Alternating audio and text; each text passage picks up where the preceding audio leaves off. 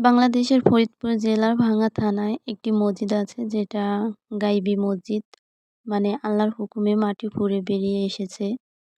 আজ আমরা যাচ্ছি সেই রহস্যময় পাটরাইল গাইবি মসজিদ দেখতে। চলুন খুঁজে দেখি ইতিহাস, কল্পনা আর বিশ্বাস সবকিছু মিলে গড়ে ওঠা এক অলৌকিক স্বপ্ন দেখি এক নতুন জীবনের, যেখানে আছে মাটি, মানুষ আর মন ছুঁয়ে যাওয়া গল্প। স্বাগতম নিউ লাইফ ড্রিম চ্যানেলে। দুপাশে গ্রাম বাংলার সবুজ, ফাঁকে ফাঁকে কিছু মানুষজন যার যার কাজে ব্যস্ত। চারপাশের এই শান্ত পরিবেশই যেন লুকিয়ে আছে এক অলৌকিক গল্প।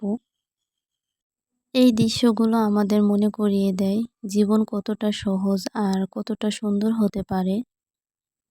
এক রহস্যময় মসজিদ দেখতে যাচ্ছি, যার ইতিহাস নেই তবুও আছে হাজারো মানুষের বিশ্বাস। পাটরাইলের সেই গাইবি মসজিদ।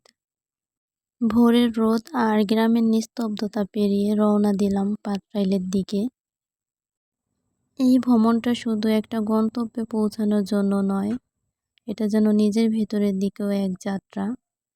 আশেপাশের প্রকৃতি, মানুষের সরলতা আর মনের ভেতর জমে থাকা শত প্রশ্ন, সব মিলিয়ে মনে হচ্ছে আজকের দিনটা হবে স্মরণীয়।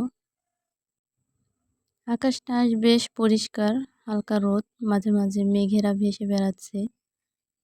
এই রকম দিনে এমন একটা ঐতিহাসিক জায়গায় যাওয়ার অনুভূতি একেবারে আলাদা। এক পাশে ধান ক্ষেত, অন্য পাশে কলা গাছের সারি। হঠাৎ একটা খাল চোখে পড়ল, জলের উপর দিয়ে বাতাস বইছে হালকা করে। এমন দৃশ্য শহরে কল্পনাতেও মেলে না। দেখুন কি শান্ত এই পথ। মাঠের উপরে নারকেল গাছ, কাঁচা রাস্তার পাশে বসে আছে কিছু লোক। জীবন এখানে খুব ধীর কিন্তু খুবই আপন। এই রাস্তাগুলোর প্রতিটা এই যে বাঁকে যেন সামনে লুকিয়ে দেখা আছে যাচ্ছে সেই গল্প। গাইবি মসজিদ, যার কোনো মানুষই নির্মাণ ইতিহাস নেই, তবু বছরের পর বছর ধরে দাঁড়িয়ে আছে অবিচল। বিশ্বাসীরা বলেন এ এক খোদার নিদর্শন। মসজিদটা হয়তো নিখোঁজ একটা ভবন, কিন্তু যারা বিশ্বাস করে তাদের কাছে এটি এক অলৌকিক চিহ্ন। আপনিও যদি এখানে এসে থাকেন তাহলে হয়তো অনুভব করবেন আল্লাহর রহমত কখনো কখনো গাইবীভাবেই নেমে আসে। মসজিদের প্রতিটি ইট যেন বলছে এক অজানা গল্প। চারপাশে শুনশান নীরবতা, অথচ মনে হচ্ছে কিছু একটা আমাদের দেখছে। এই জায়গায় বাতাসে যেন আছে এক ধরনের পবিত্রতা। মসজিদের চারপাশটা যেন এক নীরব সবুজ গাছের মাথা নিচু করে যেন কোনো পুরনো গল্প শুনে যাচ্ছে।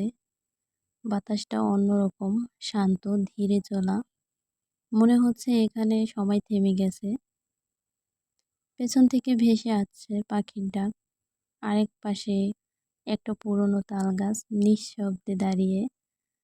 বাতাসে ধুলোর সঙ্গে মিশে আছে অজানা কিছু গন্ধ, যেন এই জায়গায় কিছু অতি প্রকৃত লুকিয়ে আছে। দেখে মনে হয় মসজিদের ইটগুলো খুব পুরনো, কিন্তু আজও শক্তভাবে দাঁড়িয়ে আছে।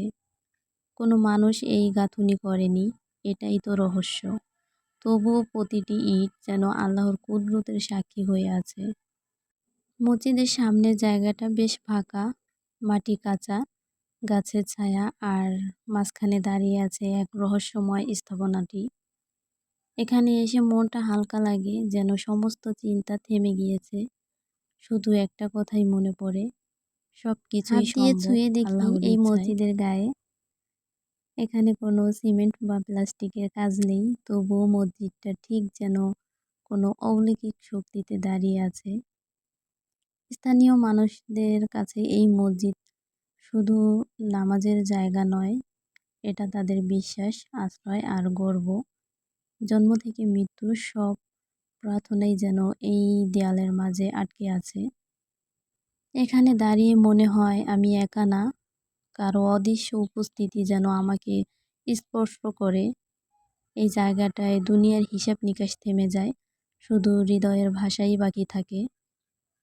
এই জায়গাটায় ঘুরে বেরিয়ে মনে হয় মসজিদটা শুধু চোখে দেখা কোনো স্থাপনা নয়, এটা একটা অনুভূতি যেটা বিশ্বাসের ভেতর গড়ে ওঠে আর ভালোবাসার ভেতর বেঁচে থাকে। এখানে এসে মনে হয় সব কিছুর একটা কারণ আছে। কিছু কারণ চোখে দেখা যায় না, শুধু অনুভব করা যায়। এই মসজিদটা তারই একটা নিদর্শন। বাতাসটা এখানে শুধু বাতাস না, মনে হয় কারো দোয়ার শব্দ ভেসে আসে, কারো কান্না, কারো চাওয়া আর কারো নিঃশব্দ প্রার্থনা। আমি এখানে দাঁড়িয়ে একজন প্রতীক মাত্র। এই মসজিদ আমাকে বলছে, তুই চল, তোর বিশ্বাস ঠিক থাকুক, গন্তব্যে পৌঁছানোর দায়িত্ব আমার। এই দেয়ালগুলো কথা বলে না, তবু মনে হয় প্রতিটি ইটে লেখা আছে কিছু প্রার্থনার চিহ্ন, যা কেউ কাগজে লেখেনি কিন্তু আসমানে পৌঁছে গেছে।